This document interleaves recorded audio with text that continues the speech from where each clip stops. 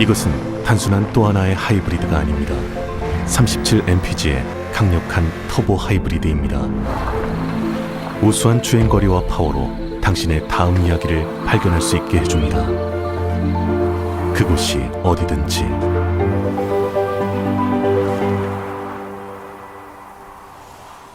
올류 소렌토 터보 하이브리드, 세계 최초의 스토리텔링 머신.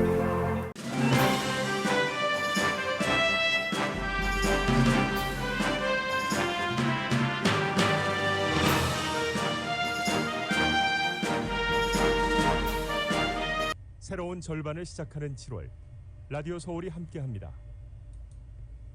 강혜신의 오늘의 미국.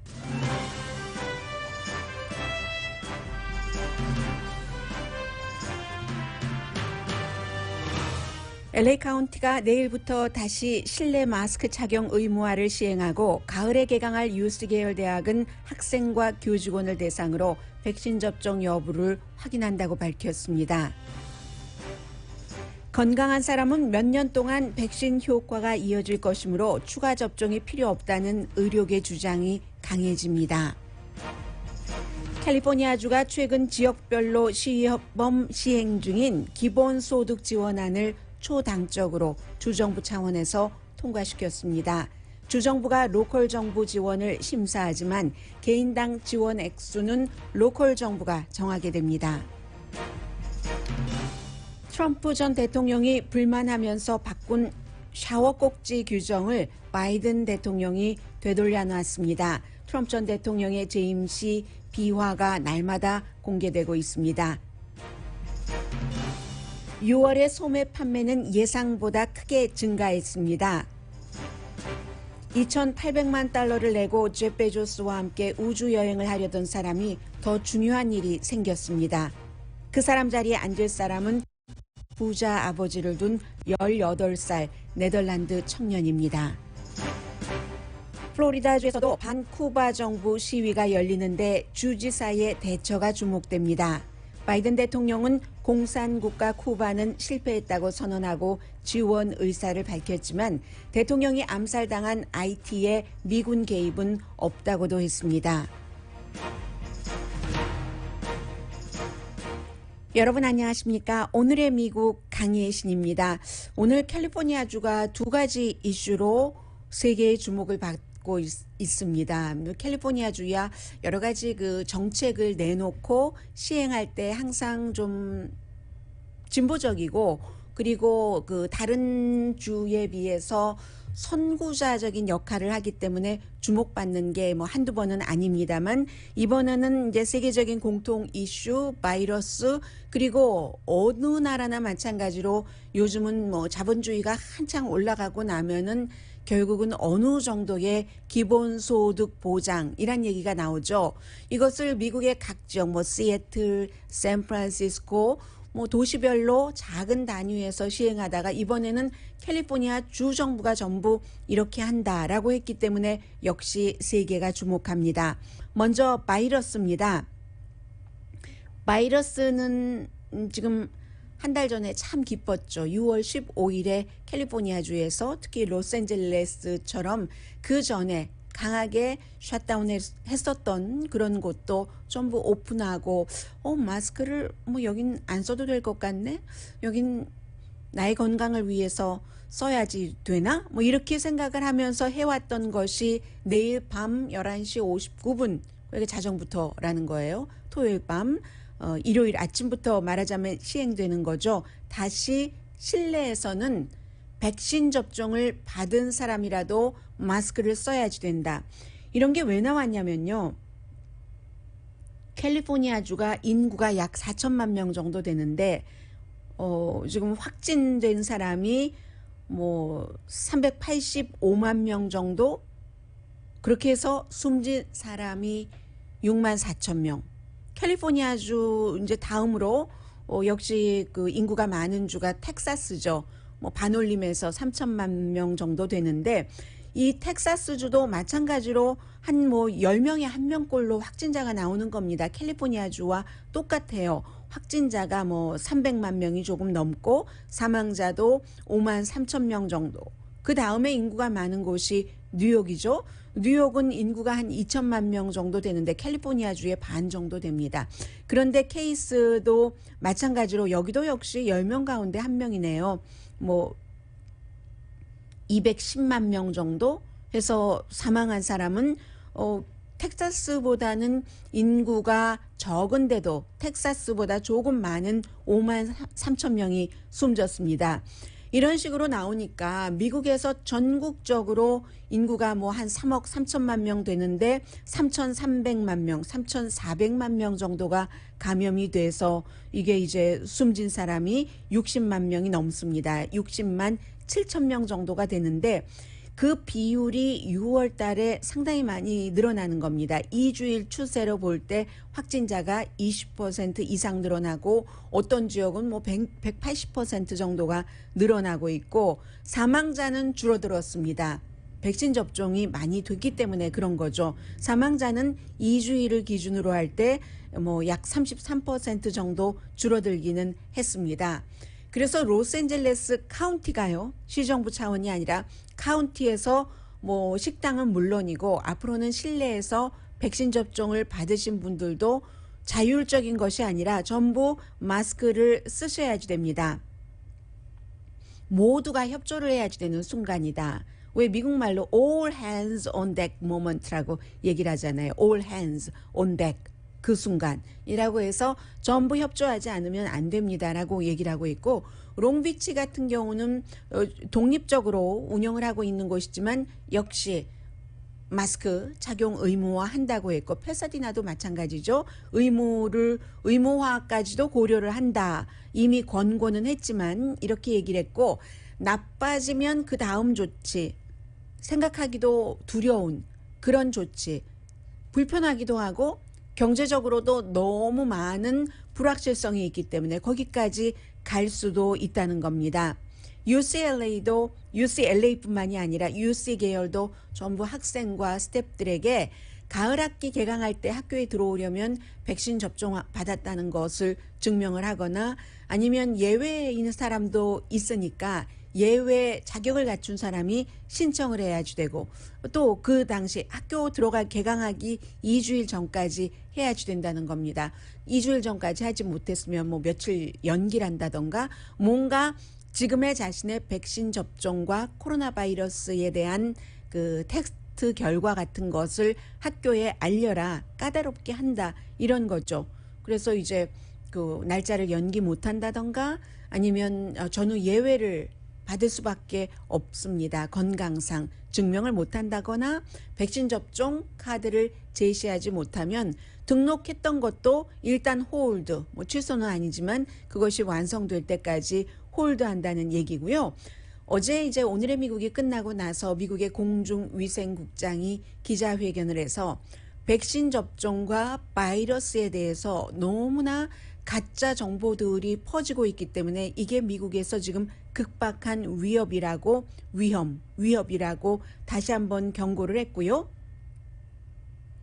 이상한 말이 돌면은 확인을 하십시오. 여러분들 이렇게 얘기를 했습니다. 그리고 전부 책임감을 느껴야지 된다라는 말도 했고 백악관의 그 대변인이 페이스북에 이런 가짜 뭐 정보 내지는 주장이 지금도 굉장히 많이 올라가고 있거든요. 그래서 백악관에서는 이 같은 내용이 특히 이제 백신에 관해서 사람들의 건강과 관련이 직결된 거니까 이런 가짜가 올라가면 더 빨리 내려야지 된다. 지금은 한 며칠 정도는 올라 있어요. 그러면 며칠 올라 있으면 이미 퍼질 만큼 다 퍼졌다는 겁니다. 그 사이에 또 다른 루머가 올라와서 그쪽으로 옮겨가고 하고 있기 때문에 백악관에서도 이 페이스북이 가짜 건강에 관한 그런 내용들은 빨리 내려야지 된다. 이런 얘기까지 했고요. 그리고 이제 백신 접종에 대해서는 미국의 많은 전문가들, 굉장히 많은 사람들이 있는데 제가 한 분만 예로 이름을 불러드리겠습니다. 윌리엄 모스라는 분입니다.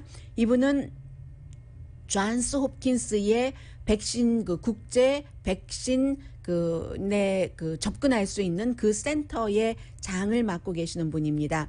그분이 얘기하기를 3차 백신 접종을 받는 것이 이 변이 바이러스로부터 나를 더욱 아주 의미 있는 정도로 안전하게 지켜준다는 것이 증명되지 않았다고 얘기를 합니다. 물론 면역성이 약한 시니어의 경우는 필요에 따라서 3차 접종을 받을 수도 있지만 보통 이때의 면역성이 약한 시니어라고 표현할 때 이분은 뭐 75세 정도를 얘기를 하고 있습니다. 그렇지만 일반인들은 보통 뭐 건강한 어느 그 중년까지의 사람들은 몇 년은 이 백신 효력이 있다. 솔직하게 말하면 그렇다라고 얘기를 하고 있는데 3년 내지 4년 정도라고 얘기를 하고 있고, 왜 전문가가 이 같은 얘기를 하냐면은 미국의 또 특정 지역만 이걸 막는다고 완전히 막아지는 게 아니잖아요. 그만큼 세계 다른 나라에도 백신이 필요한데 미국 사람들이 한 번도 아직 맞은 사람이 없는 국가도 있는데 미국 사람들 한 번 맞고 두 번 맞고 안 맞겠다는 사람도 있고 그런데 세 번째까지 이건 균형이 맞지 않는다 하는 차원에서 의료 전문가가 하는 얘기이기도 합니다. 아무튼 이렇게 해서 캘리포니아주 또 미국 전국적인 이 코로나 바이러스에 관련된 이런 내용도 세계가 주목하고 있고요. 또 하나 캘리포니아주에서 주목되는 것이, 제가 여러분들께 언젠가는 시간을 내서 한 그 스몰 케이스이기는 합니다만은 기본소득 보장 같은 것을 말씀을 드리고 싶었는데 캘리포니아 주 의회에서 마침 통과됐기 때문에 오늘 조금 뭉쳐서 전해드리겠습니다.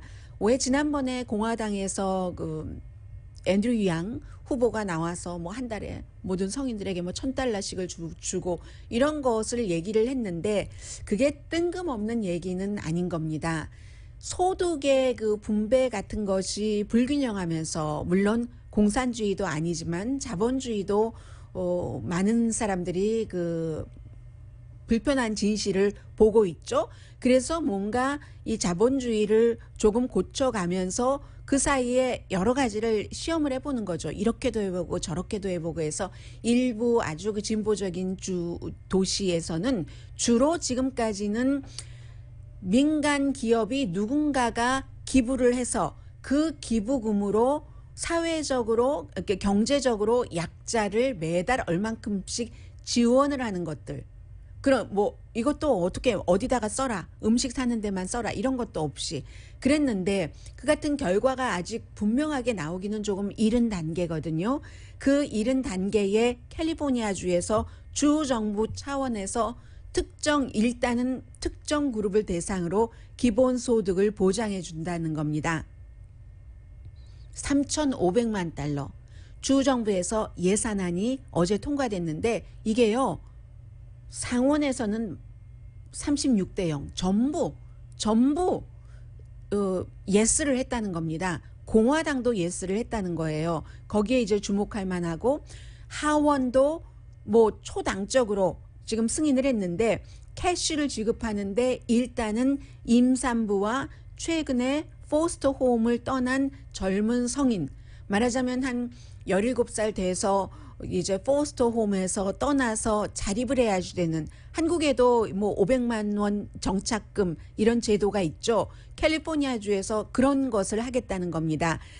포스터 홈을 떠난 청년 그룹 어떻게 쓰는지 하나도 규제하지 않고 주 정부, 말하자면 세금으로, 여러분과 제가 낸 세금으로 하겠다는 겁니다. 그래서 캘리포니아주에서 이게 성공을 하면은 다른 주에서도 따라하겠죠. 그런 점인데 로컬 정부와 조직이 프로그램을 연방 정부에 우리는 인구가 이만큼이고 그 가운데서 이제 임산부하고 포스터 홈에서 이제 막 나온 청년들 숫자가 이만큼이니까 이만큼을 주십시오 하고 또 우리는 뭐 프레즈노와 달리 로스앤젤레스는 뭐 생활비가 많이 듭니다 하는 형태로 신청을 하면은 주정부에서 관할하는 부서에서 심사를 하겠죠. 그리고는 이제 책정을 해서 로컬 정부에 지불을 하면은 로컬 정부에서는 그 돈을 1인당 얼마를 주던지 다 그 나머지는 또 세세한 것은 로컬 정부가 알아서 하겠다는 겁니다. 지금까지는 캄튼에서 있었잖아요. 3개월마다 이제 특정 그룹에 뭐 $1,800씩을 준다. 아니면 뭐 샌프란시스코, 시애틀 지역에서도 뭐 한 달에 $1,000씩 준다. 이런 것이 있었는데 지난 수십 년 동안 정부의 보조 프로그램에 대해서 논쟁이 참 많았고 그냥 이건 공돈을 주면 안 되지, 사람 버릇 나쁘게 하는 거지 하면서 돈을 받으면 그 일을 하려고 노력을 했었다던가 일을 한다는 증명을 해야지 돼. 이런 것이 굉장히 강했는데요. 그렇게 해보니까 빌 클린턴 전 대통령 때부터 그렇게 해보니까 그것도 또 아닌 것 같다. 아주 정부에서 최저 사람이 노력을 해도 스스로 먹고 살기가 힘든 그런 형편의 사람들은 살짝 도와줘서 그 사람들의 지금 형편보다 좋은 형편으로 올려준다 하는 이런 형태로 지금 바뀌는 것이 기본소득 보장 아니거든요. 캘리포니아주에서 어제 통과된 것과 마찬가지로. 그래서 이번에는 룰이 없습니다. 주정부에서 로컬에 돈을 주고 로컬 정부에서 특정 사람들에게 배분을 하고 나서는 이게 없는 건데, 목표 자체는 스트레스도 줄이고 그렇게 되면은 음식도 조금 더 잘 먹을 테니까 건강하고, 그렇게 될 때 로컬 정부나 주 정부에서 나중에 더 많이 아파서 의료 지출을 해야지 되는 것을 줄일 수 있다. 장기적으로는 오히려 돈이 덜 들어가는 것이다. 프로젝트가 그렇게 보고 지금 하고 있는 거죠. 철학이 바뀌는 겁니다. 엄밀히 말하자면은. 그래서 정부가 돈을 주고 그 돈으로 여기에다가만 써 하지 않는 것도 정부가 국민에게 너는 돈을 이렇게 쓰는 게 좋은 거야 하고 가르쳐 주는 것이 현대에 맞지 않는다 하는 그 같은 이제 정치 철학인 거고요. 지금도 여전히 반대하는 사람들이 있죠. 생산적인 개인들이 일을 열심히 해서 돈 벌어서 세금을 많이 냈더니 그 세금을 비생산적으로 일도 안 하고 놀고 먹는 사람들에게 줘? 이런 비난이 충분히 나올 만합니다. 그렇지만 그러면서 이렇게 얘기를 하죠. 그렇게 남아도는 돈이 있으면 장학금으로 줘야지 왜 돈으로 나눠주느냐고. 하지만 이렇게 저렇게 다 해보고 또 한 번 해보는 좀 새로운 프로젝트죠. 18세기부터 이런 것은 있었죠. 세계에서.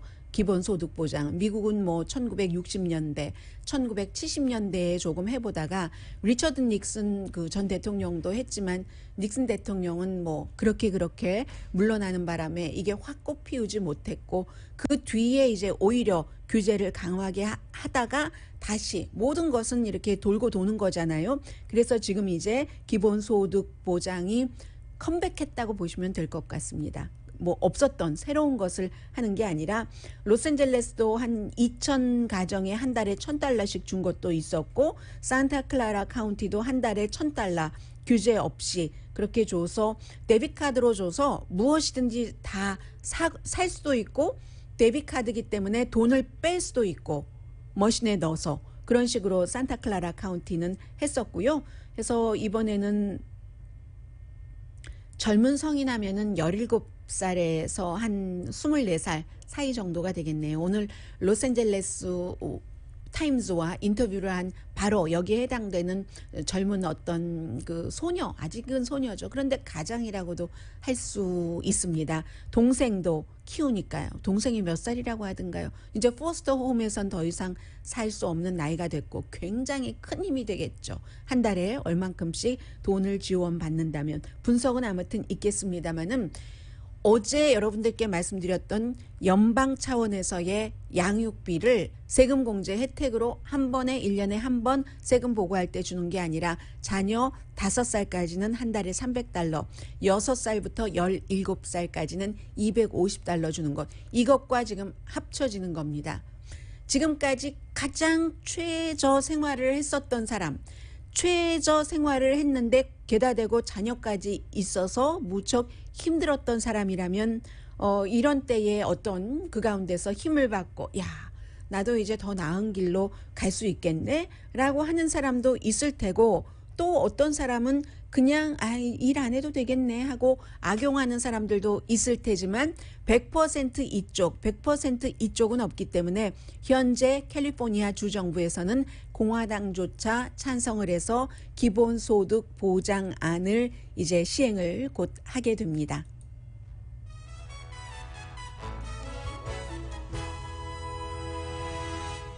오늘의 미국은 전문가가 추천하는 이민법, 가정법 전문 재인정 종합법률사무소, 미주류 언론과 유명 인사들을 감동시킨 미주 판매 1위 카후나 마사지 체어, 한인 기업의 자랑 카후나 마사지 체어, 코지다운 갤럭시 거위털 이불은 잠이 솔솔 오게 하는 기능성 거위털 이불, 거위털 이불 전문회사 코지다운, 친절하고 자세한 상담으로 절개를 최소화하는 복강경 수술 전문 장지아 외과, 우리 가족 면역 충전 프로젝트는 한국 홈쇼핑에서 챙기세요. 한국 홈쇼핑 공동후원입니다. 잠시 뒤에도 생활 뉴스 앞에 조금 전해드리고 정치적으로 아주 중요한 내용 보도합니다.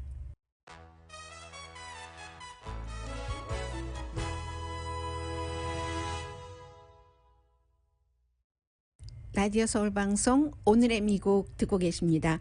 그래도 아직도 더우시죠?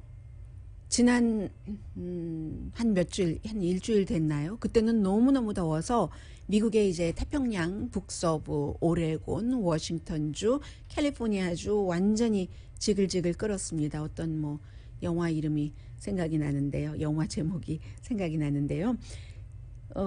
all time high 기록을 세운 곳이 많았잖아요. 시애틀, 뭐 포틀랜드, 유진, 뭐 캘리포니아주의 뭐 프레즈노 또 많았어요. 아무튼 남쪽에도 캘리포니아주 남쪽에도. 그래서 5월 달과 6월 달에 이 태평양 북서부 지역에서 날씨와 관련해서 응급실에 실려간 사람이 3,504명이었답니다.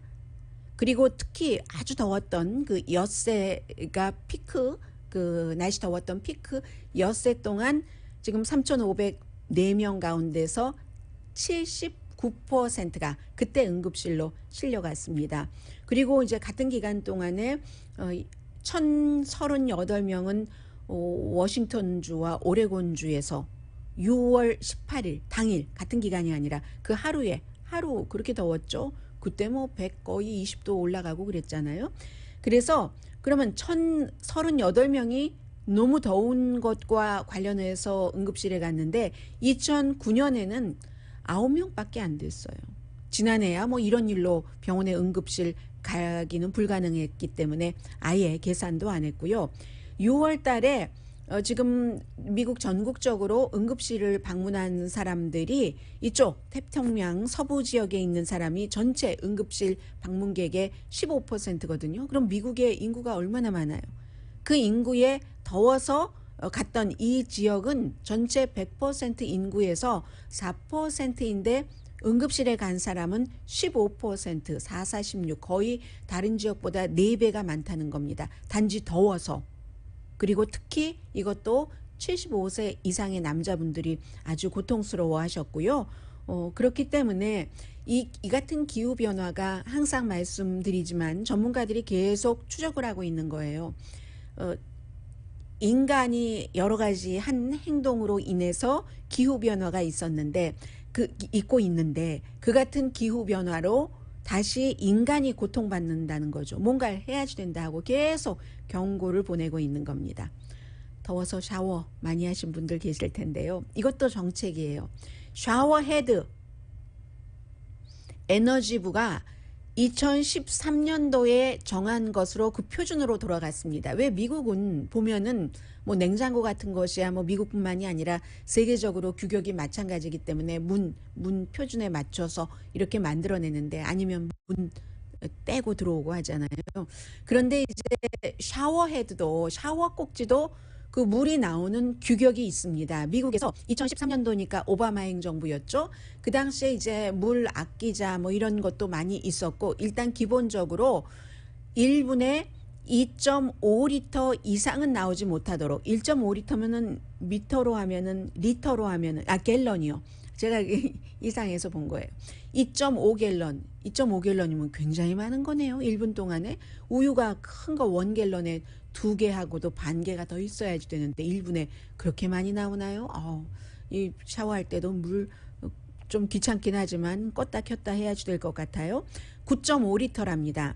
이렇게 나오도록 했는데 그렇기 때문에 2013년도에 룰이 정해졌으니까 그 사이에 이제 상업용 그 샤워헤드 만드는 사람들이 쭉 그렇게 해왔는데 트럼프 전 대통령이 내가 머리를 감는데 헤어에 좀 민감하신 분이잖아요. 머리를 감는데 물이 충분히 나오지 않아서 내 머리가 깨끗이 헹궈지지 않는다 하면서 이것보다 조금 많이 물이 나오도록 했습니다. 그런데 사실은 이게 큰 효과는 없었어요. 왜냐하면 지난번에 자동차 연비도 이렇게 뭐 해라 했었을 때도 앞으로는 친환경이다 하면서 연비가 더 갤런당 마일리지를 더 많이 하는 그런 회사가 더 많았죠. 자동차 회사도. 그것과 마찬가지로 샤워 꼭지도 트럼프 전 대통령이 그렇게 얘기는 했지만 미리 2013년부터 해오던 것도 있고 지금의 추세가 물을 절약하자 지구를 살리는 게 나와 나의 아이들을 살리는 것이다 하는 상황에서 물이 더 많이 나오게 하는 샤워헤드로 돌아간 회사가 별로 없답니다.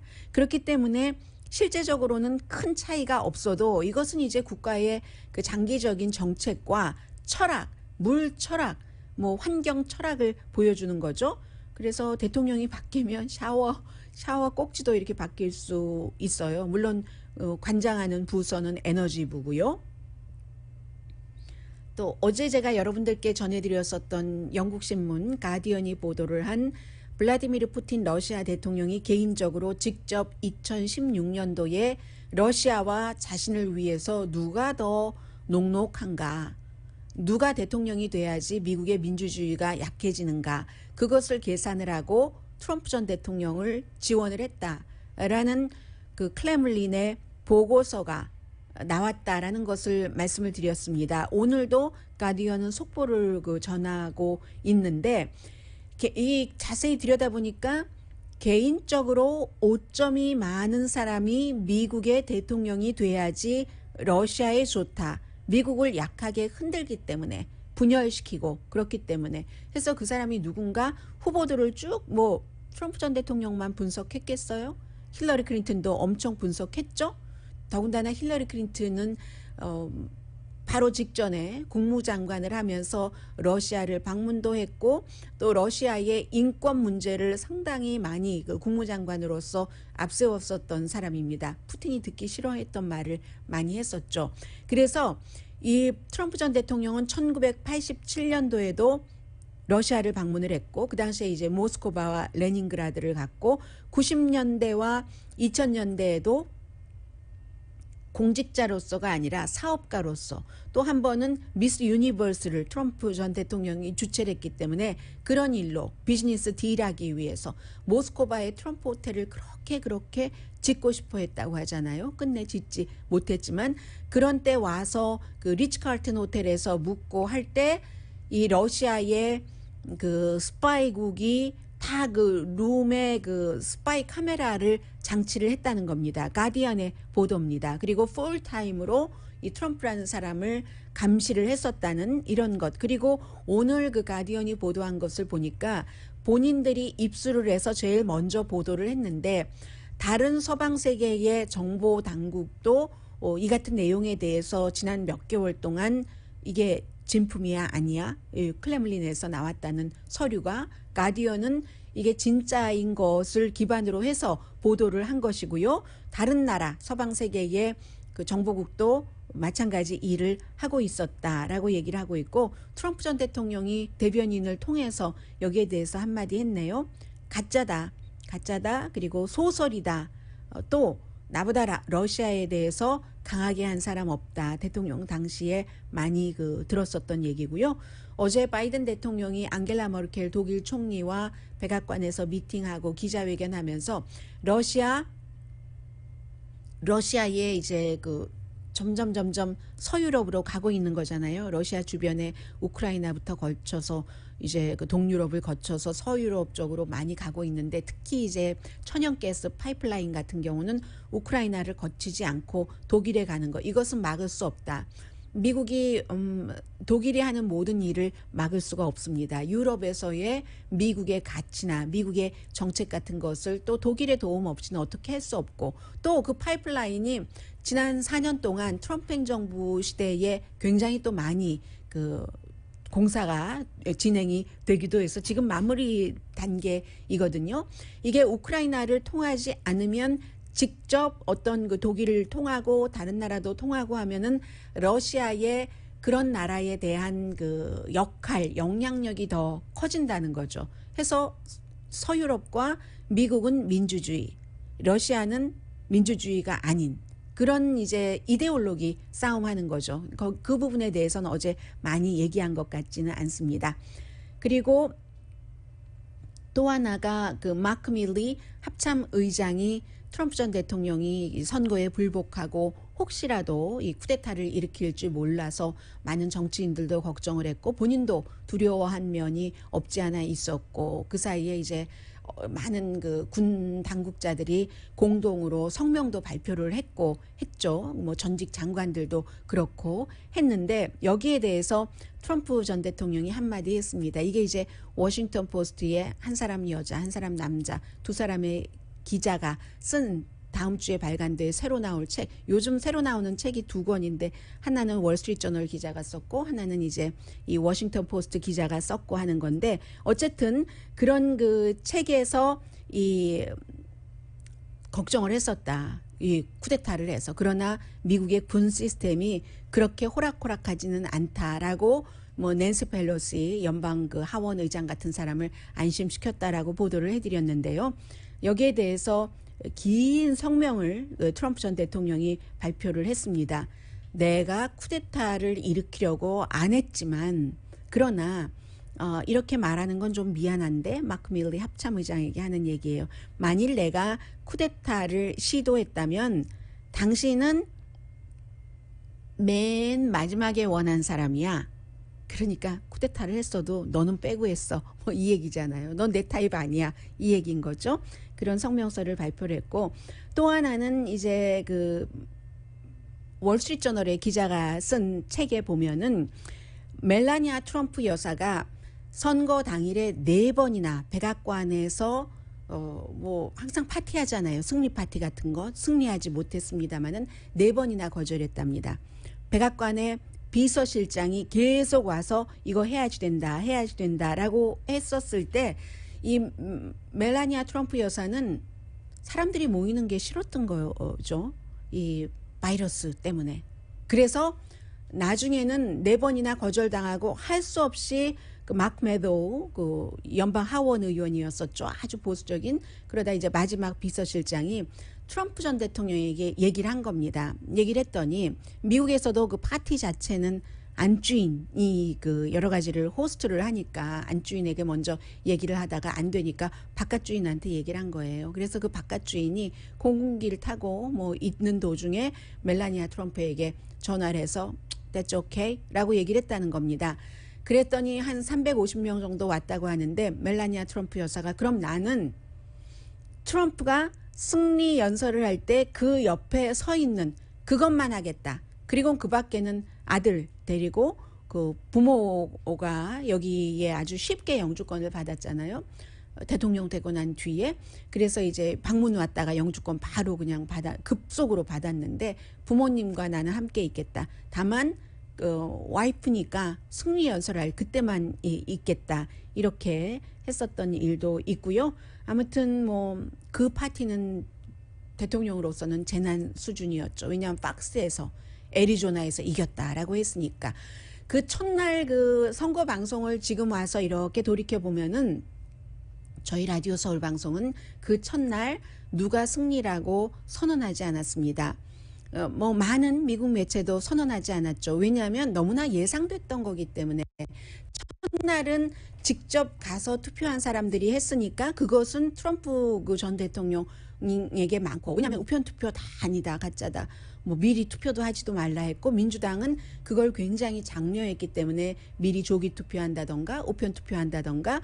그런데 이게 선거 당일에는 직접 가서 한 그 투표함부터 개봉을 하기 때문에 너무 당연하게 선거 치러지기 몇 개월 전부터 여러분들께 말씀드렸었던 얘기예요. 그래서 그날은 가를 수가 없다라고 했는데 트럼프 전 대통령도 내가 승리했다라고 얘기를 하고, 그런데 팍스가 초를 딱 친 거죠. 애리조나 몇몇 주만 보면 되잖아요. 오하이오, 애리조나, 플로리다 뭐 이런 형태로 아이오와 뭐 이렇게 보면 되는데, 애리조나가 떡하니 이게 바이든의 승리다라고 팍스가 그것도 선언을 했기 때문에 굉장히 그 재미없었던 그런 여러 가지로 백악관의 그날이었을 것 같습니다. 잠시 뒤에 경제 뉴스 전합니다.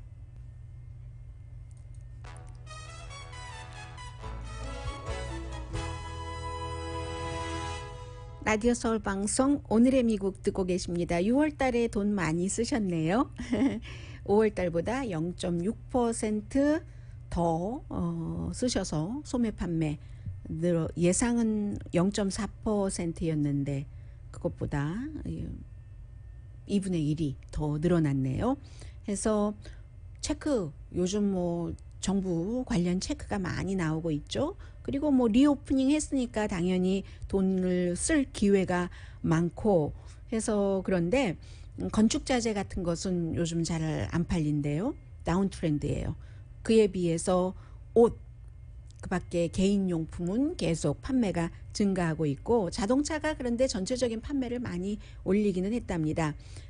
그래서 소비자 가격이 전달보다 크게 오른 것은 자동차 값 때문이고, 옷 판매 2.6%, 식당과 술집 2.3% 늘어났습니다. 판매가. 그리고 그 밖에 음식이요. 식품 판매는, 식품하고 서비스, 그 밖에 여러 가지 서비스는 팬데믹 이전 수준까지 갔답니다, 이제.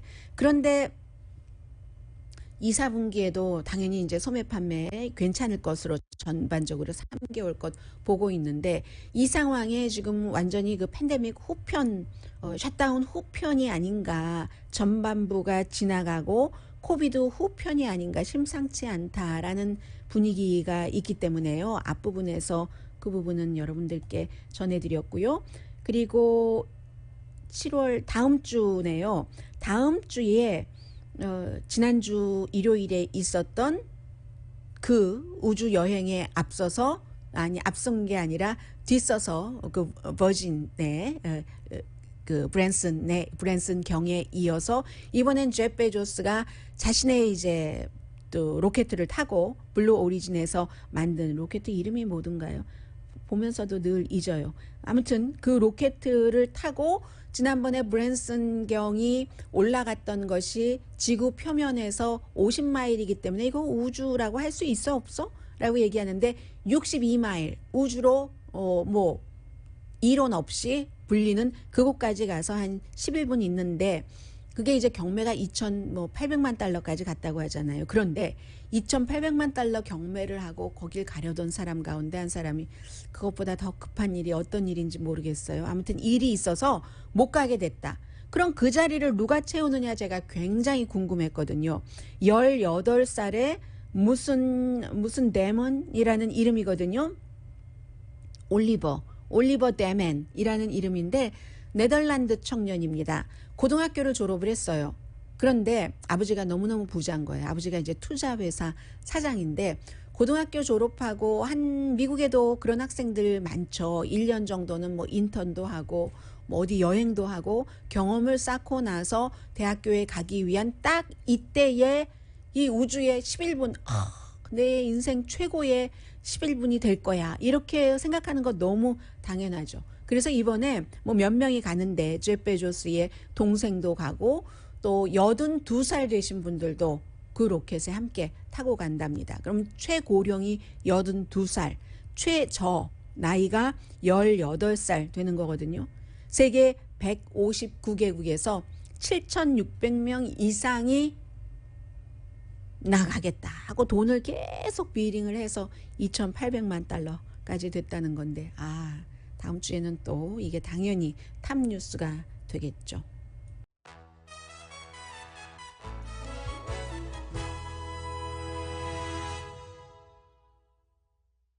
라디오 서울 방송 오늘의 미국 듣고 계십니다. 플로리다주는 그 마이애미에서 비행기 타고 한 2시간만 가면은 IT도 있고 쿠바도 있고 하니까 뭐 처음에 난민으로 와서 살고 계시는 분들도 많고 두 가지죠. 극에서 극인 거죠. 보통 사람들은 근접할 수 없는 미국을 아주 부자이거나 뭐 이렇게 해서 살고 있는 사람들이 많은데 고향과 가까운 곳에 사는 거예요. 캘리포니아주에 살고 계시는 분들이 태평양 바라보면서 저 너머에 뭐 이러는 것처럼. 그런데 이 플로리다주의 론 디센티스 주지사가 지난번에 이제 블랙 라이브스 매터 시위를 할 때는 그 시위를 정말 강하게 단속을 하고, 그리고 뭐 시위를 거의 하지 말라는 형태로 벌금도 엄청 많이 물게 하고, 그리고 작아 보이는 이슈에 굉장히 오랜 동안 징역살이를 할 수 있는 그런 것을 주장을 했고, 실제로 플로리다주에서 그 법이 통과가 됐습니다. 집행을 했죠. 그런데 이번에는 쿠바계의 지지가 필요한 사람이에요. 이 론 디센티스 플로리다주의 주지사도 리틀 트럼프라고 해서 대통령이 되는 것을 꿈꾸는 사람이잖아요. 쿠바계 표가 필요한 겁니다. 해서 지금 반정부 시위를 쿠바에서 하는 것을 지원하는 이 플로리다주에 있는 쿠바계 아메리칸들의 그 시위를 며칠 동안 그 시위하면 안 된다고 뭐 길 막고 이러면 안 된다고 전에는 강하게 막다가 그냥 방치를 하고, 방치라기보다는 하라고 그렇게 그 호의를 보였죠. 한국의 광화문에서 어떤 측에서 시위하면 이렇고 어느 그룹에서 시위하면 이러고 똑같은 거예요. 미국에도 플로리다주이기 때문에 그렇지 워싱턴 DC가 아니라. 그렇게 해서 그렇게 하다가 사람들이 막 비난을 했죠. 아니 뭐 4월에 반폭동법에 서명하고 그렇게 그 뭐 강하게 그 시위하는 사람들을 단속하더니 이게 뭐야 하니까 어제는 이 주지사가 길 막지 말아라 뭐 이런 정도의 단속 정도는 했다고 하고요. 그러면서도 체포는 하지 않았습니다. 바이든 대통령 말이 더 중요하겠죠. 쿠바는 실패한 국가다. 쿠바의 공산주의는 완전히 실패한 시스템이다. 공산주의는 세계적으로 실패한 시스템이다. 이렇게 얘기를 하면서 지금 쿠바 사람들이 그 시위하는 것을 그 지지를 하면서 뭐 먹을 것도 없고 약도 없고 뭐 전기도 없고 뭐도 없고 물가는 천정부지로 솟고 이런 거잖아요. 미국이 도울 수 있는 일을 돕겠다라고 얘기를 하는데 쿠바는 이번에도 인터넷을 사람들이 시위하고 하니까 꽉 닫아놨다가 다시 오픈을 했어요. 그런데 그 인터넷이 어떻게 쓰게 된 거냐면은 미국이 해준 겁니다. 미국의 민간 회사가 쿠바에 하고 미국이랑 관계를 조금 좋게 하자 하고 오바마 전 대통령 당시에 그 하바나에 가고 했었을 때 미국의 커뮤니케이션 그룹이 인터넷을 쭉 설치하는 것을 돕고 뭐 미리 들어가서 장사를 장기적으로 하려고 했던 것이지만 뭐 정부가 아니니까 그렇게 해서 쿠바 사람들이 2013년 이전에는 외국인 아니면 인터넷을 할 수 없었거든요. 그러다가 이번에 시위가 강해지니까 막았다가 다시 그 바이든 대통령이 우리가 쿠바 사람들 좀 인터넷 쉽게 할 수 있도록 도와주겠다 뭐 이런 얘기도 했고요. 그리고 또 IT에는 IT 미국 대사관을 보호하기 위해서 대통령이 암살된 이후에 해병대는 파병하지만 그러나 뭐 평화유지군 이런 형태로 미군은 파병하지 않겠다. IT가 지금 원하고 있는 것을 해주지 않겠다. 조금 그 나라와는 거리를 조금 두고 있는 그런 건데 뭐 콜롬비아 사람들 많이 체포되고 했잖아요. 그런데 일부는 뭐 미국 국방부에서 전에 훈련을 받았다는 사람들도 있고 이 케이스는 굉장히 복잡합니다. 오늘의 미국은 전문가가 추천하는 이민법, 가정법 전문 재인정 종합법률사무소, 미주류 언론과 유명 인사들을 감동시킨 미주 판매 1위 카후나 마사지 최어, 한인기업의 자랑 카후나 마사지 최어, 코지다운 갤럭시 거위털 이불은 잠이 솔솔 오게 하는 기능성 거위털 이불, 거위털 이불 전문회사 코지다운, 친절하고 자세한 상담으로 절개를 최소화하는 복강경 수술 전문 장지야 외과, 우리 가족 면역 충전 프로젝트는 한국 홈쇼핑에서 챙기세요. 한국 홈쇼핑 공동폰이었습니다. 델타 변이잖아요. 그런데 델타 에어라인이 굉장히 요즘 수입이 좋다고 합니다. 강혜신이었습니다.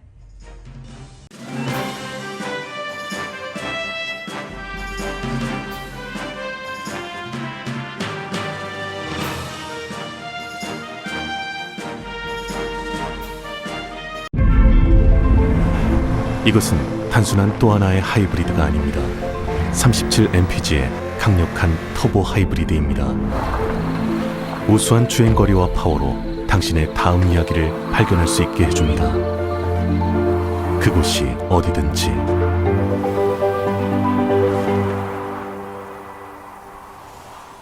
올류 소렌토 터보 하이브리드, 세계 최초의 스토리텔링 머신.